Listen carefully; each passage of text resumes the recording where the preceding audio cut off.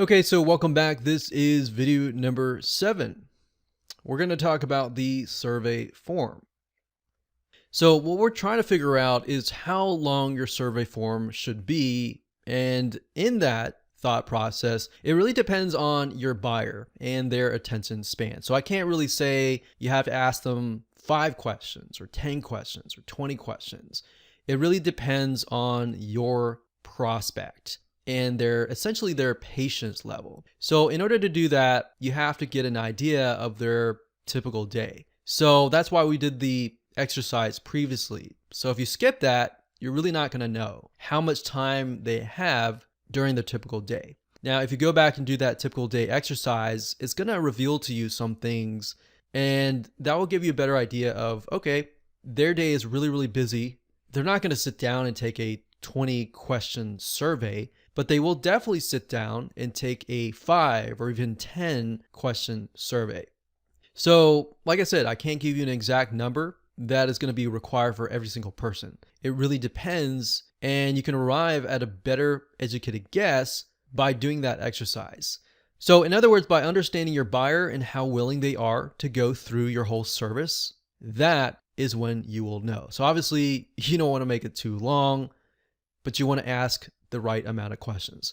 Now, in terms of what survey web application you should use, we recommended surveymonkey.com and wufoo.com.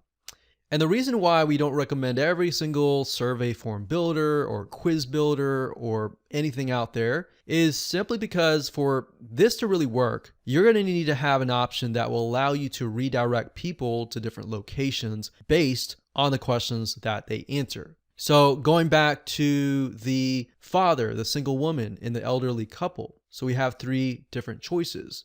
If they choose that this is my age, we're retired, whatever, you're not going to want to send them to the exact same location, right? Otherwise, that defeats the whole purpose of a survey funnel and customizing that experience to them.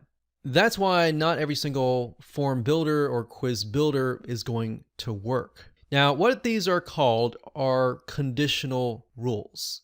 If a person says, yes, I'm an elderly couple, then send them here. If they say that they are a father of a family, send them here. If then. So you need the conditional rules, and the form builder needs to be complex enough to offer those as options.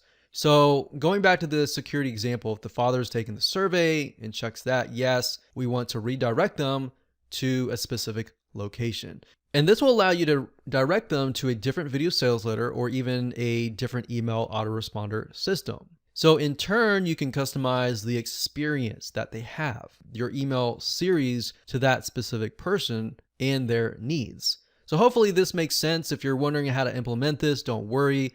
We're going to talk about that in the upcoming videos. What we definitely recommend wufoo.com or surveymonkey.com.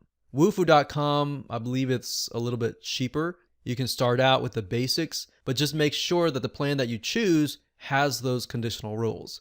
Now, if you want to start out with the cheapest plan first, and then as you discover those different buyers, then you can switch up. So whatever works for you, go ahead and do that now. So now that we've covered that, it's very, very crucial to map out your survey funnel. In other words, what will it look like? And that's what we're going to do in the next video.